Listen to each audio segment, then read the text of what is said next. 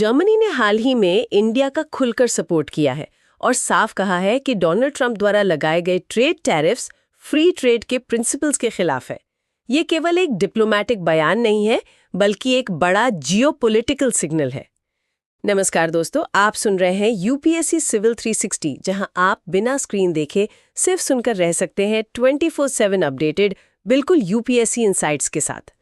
आज के इस विश्लेषण में हम चर्चा करेंगे कैसे ट्रंप की इन नीतियों ने भारत अमेरिका व्यापार संबंधों को चुनौती दी, क्यों जर्मनी खुलकर भारत के साथ खड़ा हुआ और इस पूरी स्थिति ने वैश्विक व्यापार व्यवस्था और अमेरिका की विश्वसनीयता पर क्या असर डाला। तो आइए शुरू करते हैं। सबसे पहले चलिए इस पूरे मामले की तह तक चलते हैं। डोनाल्ड ट्रंप के दोबारा राष्ट्रपति बनने के बाद उनकी फॉरेन पॉलिसी में टैरिफ्स यानी आयात शुल्क एक प्रमुख हथियार बनकर उभरे हैं। ये कोई नई बात तो नहीं है, उनके पहले कार्यकाल में भी हमने ये देखा था। एब्सोल्युटली, बिल्कुल। और इस बार निशाने पर प्रमुख रूप से इंडिया है, जो दुनिया की फास्टेस्ट ग्रोइंग मेजर इकोनॉमीज में से एक है। आपको याद होगा ट्रंप के फर्स्ट टर्म में स्टील और एल्यूमिनियम पर कुछ टैरिफ्स लगे थे, जिसने थोड़ी चिंता पैदा की थी। लेकिन इस बार मामला कहीं ज्यादा गंभीर लग रहा है। भारत पर पहले से ही कुछ प्रोडक्ट्स पर 25% टैरिफ लगा हुआ था और हालिया घोषणा के अनुसार आज से अतिरिक्त 25% टैरिफ लागू हो रहा है। अच्छा। हाँ, so we are talking about a cumulative 50% tariff on certain Indian goods. ये बहुत ज्यादा है। फिलहाल ब्राजील के साथ भारत दुनिया में शायद सबसे ज्यादा यूएस टैरिफ्स का सामना कर रहा है। 50%? That's a staggering figure.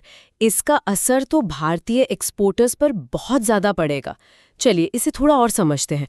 America इस कदम का जस्टिफिकेशन क्या दे रहा है? ऑफिशियली वो क्या कारण बता रहे हैं? देखिए, ऑफिशियली अमेरिकन एडमिनिस्ट्रेशन का कहना है कि भारत का लगातार डिस्काउंटेड रशियन ऑयल खरीदना वेस्टर्न सैंक्शंस का उल्लंघन है, या कम से कम उन सैंक्शंस की भावना के खिलाफ है। उनका तर्क यह है कि इससे इनडायरेक्टली रशिया को फाइनेंस मिल रहा है, जो वो यूक्रेन वॉर में इस्तेमाल कर रहा है। प्रेसिडेंट ट्रंप का जो ब्रॉडर नैरेटिव है, वो हमेशा की तरह अमेरिका फर्स्ट, यूएस जॉब्स बचाने और नेशनल सिक्योरिटी पर केंद्रित रहता है। सो वो इसे नेशनल इंटरेस्ट के चश्मे से प्रेजेंट कर रहे हैं। लेकिन क्या ये सिर्फ रशियन ऑयल तक ही सीमित है, या आपको लगता है ये एक ब्रॉडर स्ट्रैटेजी का हिस्सा है? यही पर एनालिसिस इंपॉर्टेंट हो जाता है। इसे सिर्फ ट्रेड प्रोटेक्शनिज्म यानी अपने डोमेस्टिक इंडस्ट्रीज को बचाने की नीति के तौर पर देखना शायद पूरी तस्वीर ना दिखाए। मेनी एनालिस्ट बिलीव कि इसे एक जियोपॉलिटिकल टूल की तरह इस्तेमाल किया जा रहा है। जियोपॉलिटिकल टूल कैसे? भारत पर दबाव बनाने के लिए, उसे अपनी फॉरेन पॉलिसी चॉइसेस बदलने के लिए मजबूर करने के लिए टैरिफ को वेपनाइज किया जा रहा है।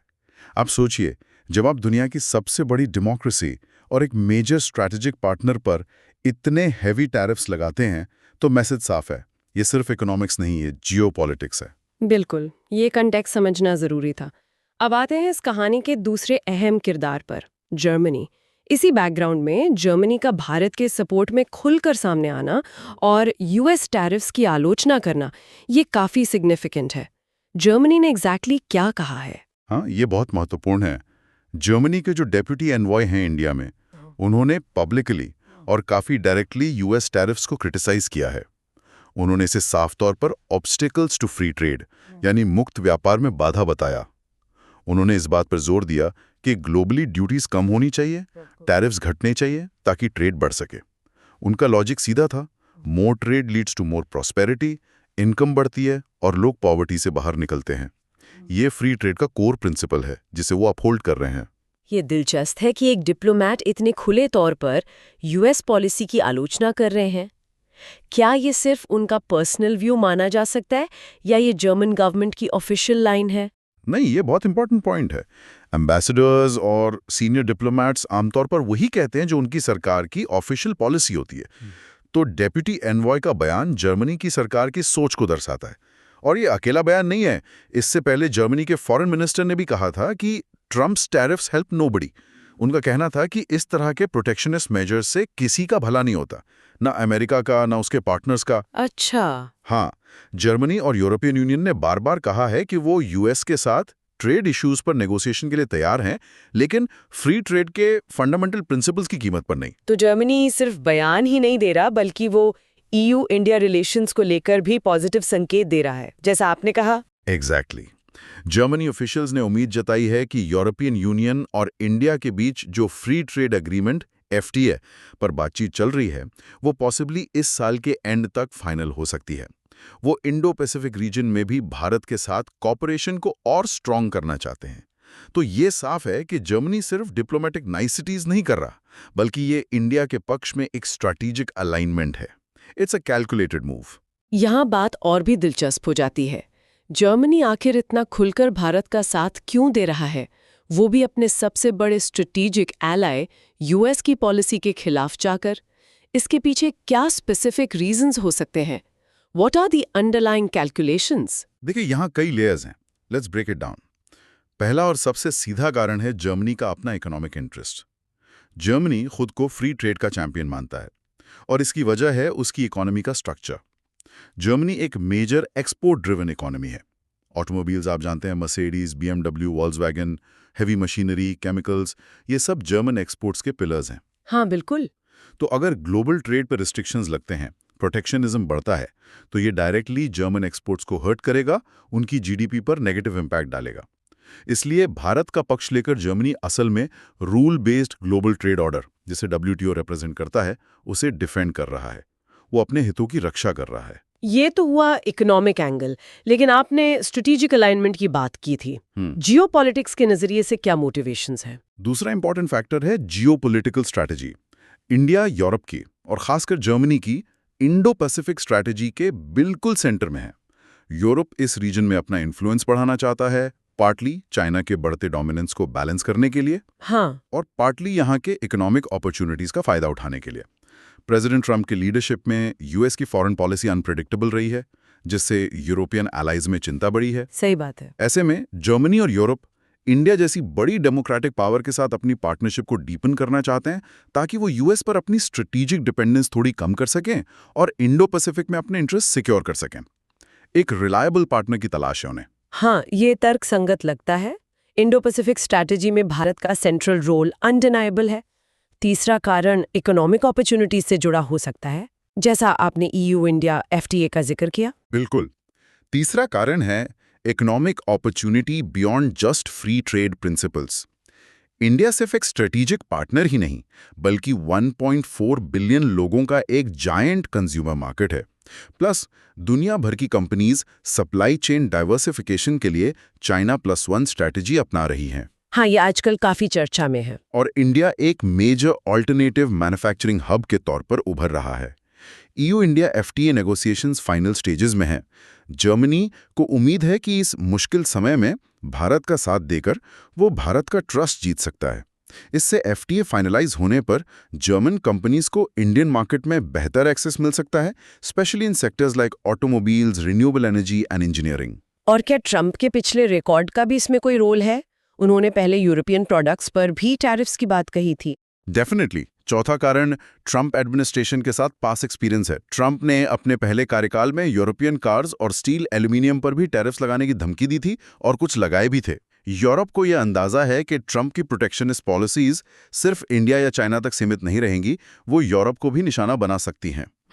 इसलिए भारत का समर्थन करके जर्मनी एक तरह से US के यूनिलैटरल प्रोटेक्शनिज्म के खिलाफ एक ब्रॉडर कोलिशन बनाने की कोशिश कर रहा है। ये एक सिग्नल है कि देश इस तरह के प्रेशर टैक्टिक्स का मिलकर विरोध कर सकते हैं। कुछ एनालिस्ट तो ये भी स्पेकुलेट कर रहे हैं कि अगर ये ट्रेंड जारी रहा तो भविष्य में US के खिलाफ एक ग्लोबल फ्रंट बन सकता है, जिसमें Europe, Russia, China, India, African Nations शामिल हों। एक US versus the rest of the world scenario. क्या बात है। हालांकि ये अभी शायद दूर की कौड़ी लगती है, पर इसकी संभावना से इनकार नहीं किया जा सकता, खासकर जब वियतनाम जैसे देश भी ट्रंप की नेगोशिएशन टैक्टिक्स से खुश नहीं है। ये वाकई कॉन्वेक्स डायनेमिक्स है। अब फोकस भारत पर लाते हैं। भारत ने इस US प्रेशर पर कैसे रिएक्ट किया है? What has been India's official stance and response? Bharat ने US प्रेशर को फॉर्मली रिजेक्ट कर दिया है। इंडिया का स्टैंड क्लियर है, वो अपनी फॉरेन पॉलिसी और ट्रेड डिसीजंस अपने नेशनल इंटरेस्ट के हिसाब से लेगा। विदेश मंत्री S जयशंकर ने बहुत फोर्सफुली भारत का पक्ष रखा है। उन्होंने पब्लिकली एक काउंटर आर्ग्यूमेंट दिया कि अगर अमेरिका को भारत के रशियन ऑयल खरीदने से दिक्कत है, तो अमेरिका और यूरोप खुद भारत से वो रिफाइंड पेट्रोलियम प्रोडक्ट्स जैसे पेट्रोल, डीजल क्यों इंपोर्ट करते हैं जो उसी रशियन क्रूड ऑयल से बने हैं। हाँ, ये पॉइंट तो उन्होंने उठाया था। बिल्कुल, उनका पॉइंट था कि आप सोर्स पर आपत्ति जता रहे हैं लेकिन फाइनल प्रोडक्ट खुशी-खुशी खरीद रहे हैं। ये डबल स्टैंडर्ड्स हैं। India is prioritising it's energy security and economic needs. So India standing quite firm. ऐसे में जर्मनी का सपोर्ट भारत के लिए कितना इम्पोर्टेंट है? How significant is this German banking in practical terms? ये भारत के लिए स्ट्रेटेजिकली और डिप्लोमैटिकली दोनों तरह से बहुत सिग्निफिकेंट है। फर्स्टली, ये एक बड़ा डिप्लोमैटिक वैलिडेशन है। इससे वो नैरेटिव काउंटर होता है कि भारत ट्रंप एडमिनिस्ट्रेशन के प्रेशर में आइसोलेट हो जाएगा।